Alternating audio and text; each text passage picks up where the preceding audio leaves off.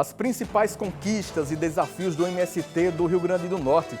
Esse é o tema de hoje do nosso quadro TVU Entrevista, que começa agora.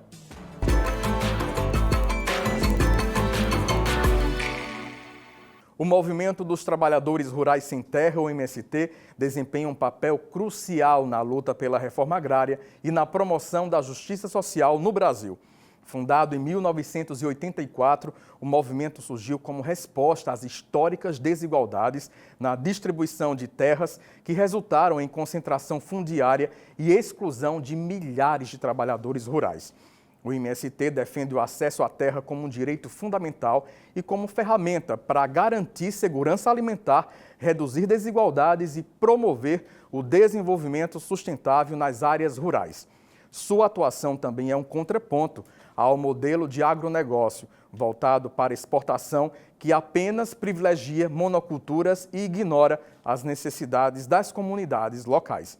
Apesar de enfrentar críticas, muitas vezes baseadas em desinformação, o MST segue seguindo uma força essencial na luta pelos direitos dos trabalhadores rurais e pela democratização do acesso à terra no Brasil. Para refletir sobre esse tema, vamos conversar hoje com Wiliana Soares, que faz parte da direção nacional do MST do Rio Grande do Norte. Wiliana, é um prazer estar aqui, você com a gente no TVU Entrevista. Eu super agradeço o convite, um privilégio estar aqui com você hoje.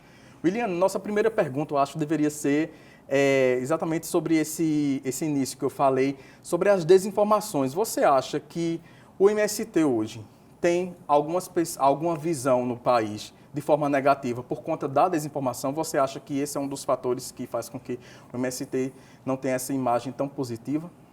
Sim, lamentavelmente a gente ainda tem essa perspectiva por parte de algumas visões e até ainda é muito disseminado isso, né? Que o movimento sem terra é um movimento de vagabundos, de arruaceiros e etc. Mas a luta, eu acredito que todas as frentes de luta que elas se organizaram, seja no Brasil ou seja fora do Brasil, elas foram marginalizadas em alguma medida. Se a gente tira, por exemplo, a construção do próprio SUS, as assembleias que promoviam a discussão do SUS foram marginalizadas nas periferias. E tantos outros processos históricos de luta por reconhecimento e garantia de direitos.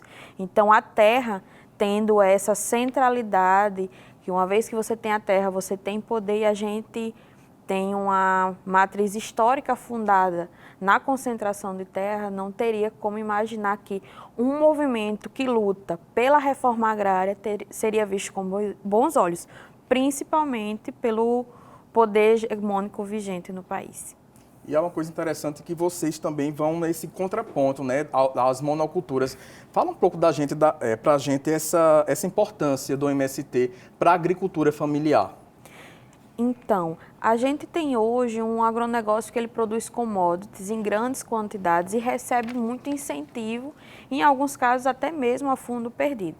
Já a agricultura familiar, que mesmo não tendo todo esse volume exportador que o agronegócio tem, é quem garante de fato a alimentação do povo. São as feiras, são o produtor local, o agricultor familiar, são as hortaliças, a batata, o girimum, que são a diversidade das culturas que a gente tem condição de produzir através da agricultura familiar. Já as commodities, elas são produzidas em grande quantidade, visando de fato a exportação e o lucro. Porém, o que não é levado em conta é o quanto se usa da nossa terra, o quanto se consome da nossa água, a quantidade de insumos e defensivos que são deixados no nosso solo e em que medida, a gente tem várias experiências no país, mas em que medida a mão de obra ela é precarizada e várias situações chegam a ser constatadas como análogas à escravidão. Então, é um modelo que ele está aí para gerar lucro e não para matar a fome e garantir a subsistência. Então, o fazer o contraponto a esse modo de produzir riqueza, esse modo de utilizar da mão de obra e dos bens naturais, para nós é necessário, de fato, contrapô-lo. Uma vez que nós defendemos o meio ambiente, pensamos a reforma agrária como alternativa à soberania alimentar e, acima de tudo, o respeito à dignidade e aos direitos humanos. E como é que está hoje essa questão da agricultura familiar do MST aqui no Rio Grande do Norte? Como é que foi essa produção nesse ano? Em termos quantitativos, eu teria dificuldade assim, em mensurar para você. Mas sobre as culturas, a gente tem uma diversidade imensa de hortaliças. A gente tem a macaxeira, a gente tem a batata, a gente tem o girimum, a melancia, a banana. A região em especial aqui da região do Mato Grande, ela é muito rica, que é onde se concentrou por muitos anos as usinas açucareiras. Mas ela tem um potencial produtivo imenso, seja em áreas de acampamento, seja nas áreas de assentamento.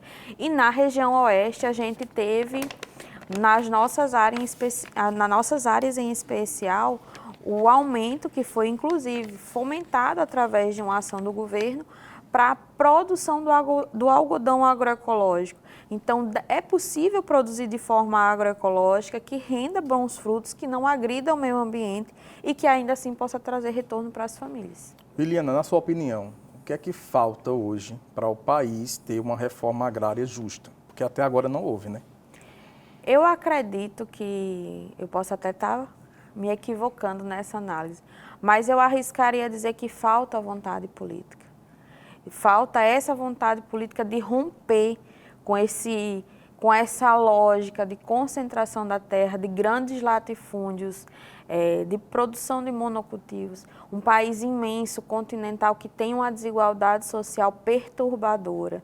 Temos um grande potencial e ainda assim, muitos com pouco e poucos com grande concentração de terra.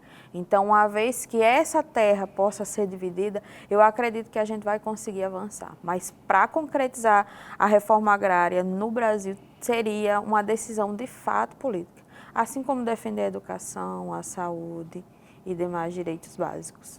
E o MST, né, ultimamente tem uma série de pautas, né, interessantes. Inclusive, teve a jornada de lutas contra as mulheres no início desse ano. Queria que você falasse um pouquinho dessa jornada. O que é, como foi esse movimento, se próximo ano, né, terá novas jornadas em 2025? Então, o calendário anual, além do calendário convencional, os movimentos e organizações sociais têm os seus calendários de luta. O 8 de março não é uma data nova para ninguém, é visto como um dia de homenagem às mulheres que tem toda aquela entrega das flores e etc. Mas para os movimentos de mulheres, sejam eles campesinos ou urbanos, é um dia de luta. É um dia de lembrar aquelas que já partiram, é um dia de lembrar a luta para que as mulheres tivessem acesso aos direitos. E, em especial, esse ano o MST teve como consigna, né, que é como um mote, o lutaremos por nossos corpos e territórios, nenhum a menos. Entendendo que a mulher, ela faz parte desse conjunto de ser e viver bem no território, e a nossa reforma agrária pauta espaços livres de violência. Só esse ano a gente tem acompanhado a crescente escalada do número de feminicídios que acontecem. E eles não acontecem só na cidade, eles também acontecem no campo. Então é extremamente importante que as mulheres sigam atentas e organizadas, porque já diriam os intelectuais, né? Uma vez que direitos tendem a ser negociados das mulheres, são os primeiros a serem revogados. Então é importante que as mulheres sigam organizadas, conscientes e pautando aquilo que impacta diretamente sua vida. Porque não é só a violência velada, não é só aquela possibilidade de violência de gênero em si. De fato, chega a sua última instância, que é quando é retirada a vida da mulher. Como foi o calendário de atividades desse ano 2024, né, de vocês aqui no RN? Esse ano a gente teve um calendário relativamente intenso. Gostaríamos de ter feito mais atividades, mas não foi possível.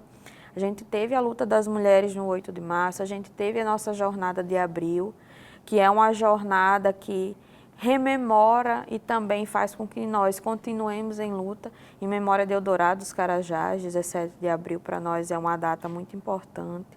A gente teve a homenagem popular que aconteceu na Assembleia Legislativa, não foi autorizada que acontecesse dentro da Assembleia, e essa homenagem popular acabou acontecendo na praça em frente à Assembleia, porque uma vez que a rua pertence ao povo, por que não fazer em frente à casa do povo, já que o povo não pôde entrar na casa, por decisão de alguns parlamentares.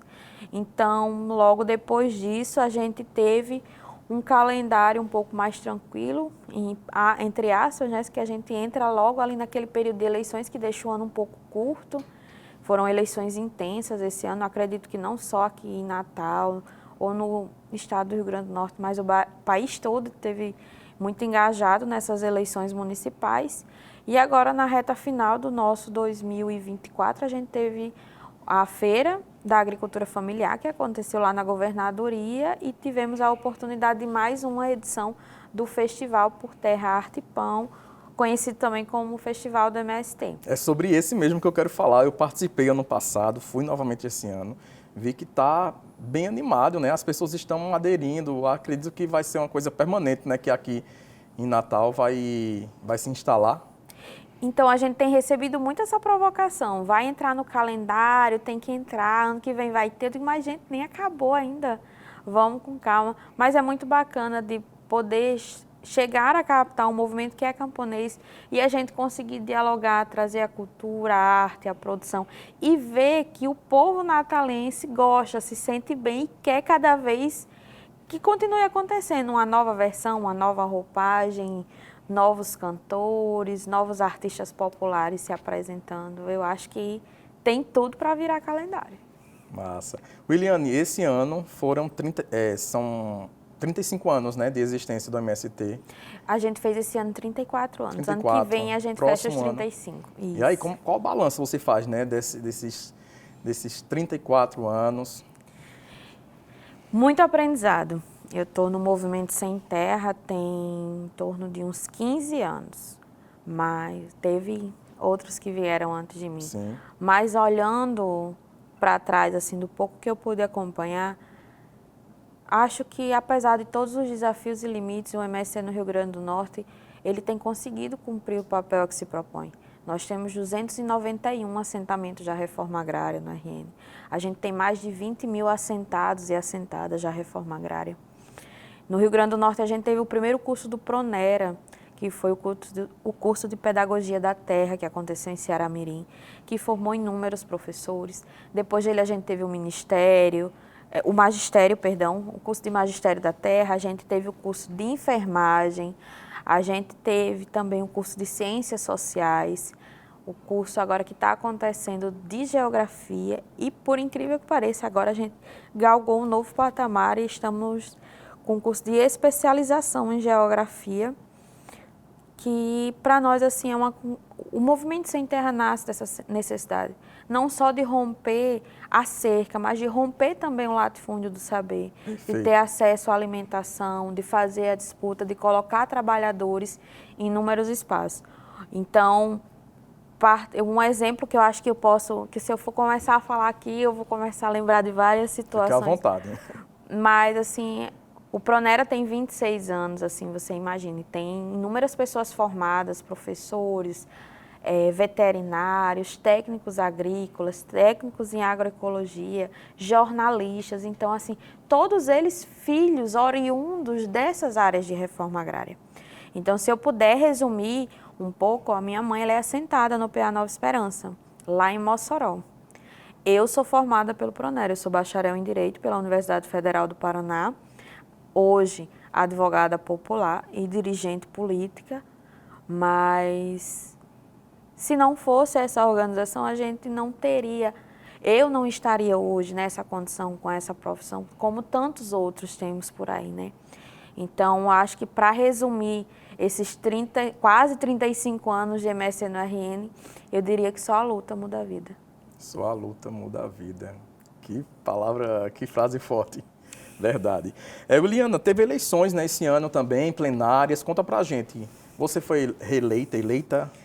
Então, esse ano eu estou na primeira, como é que eu posso dizer assim, no primeiro mandato, né, na direção nacional. Então, tem sido desafiador, mas também de muito aprendizado, porque temos os nossos compromissos políticos, coletivos, temos uma conjuntura muito desafiadora, estamos há muito tempo sem conquistas e precisando avançar, então há muita expectativa popular.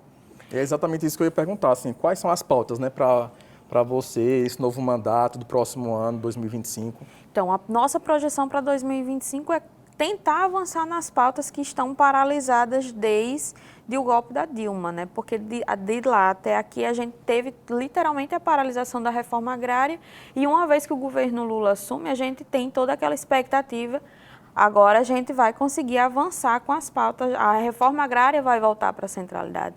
Porém, a gente está com 2 anos de governo Lula e a gente não teve, praticamente 2 anos de governo Lula e a gente não teve nenhuma família assentada.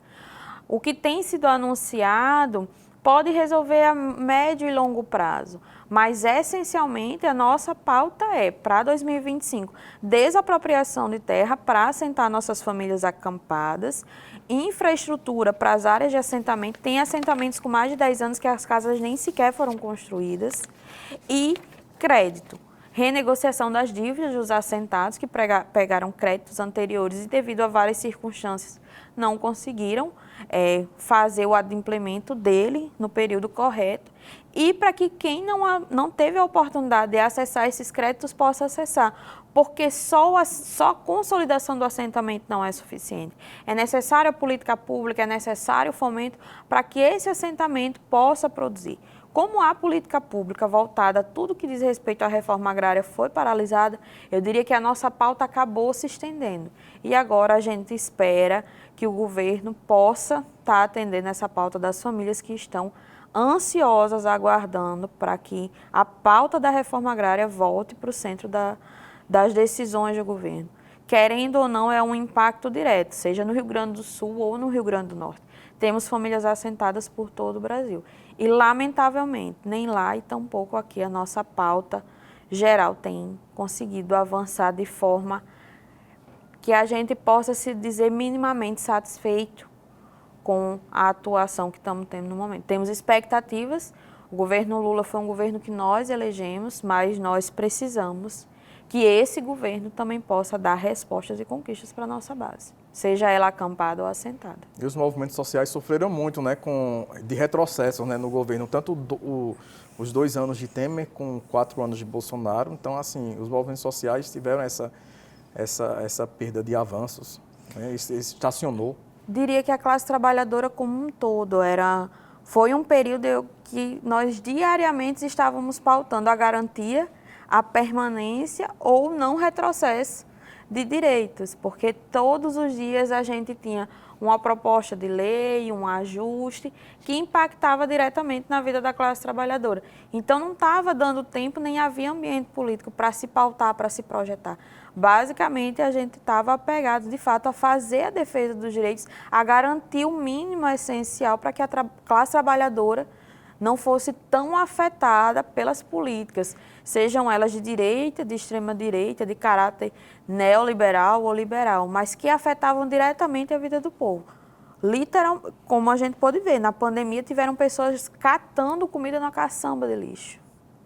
E eu acho que essa foi uma das imagens mais tristes que o Brasil já pôde produzir no que diz respeito à fome.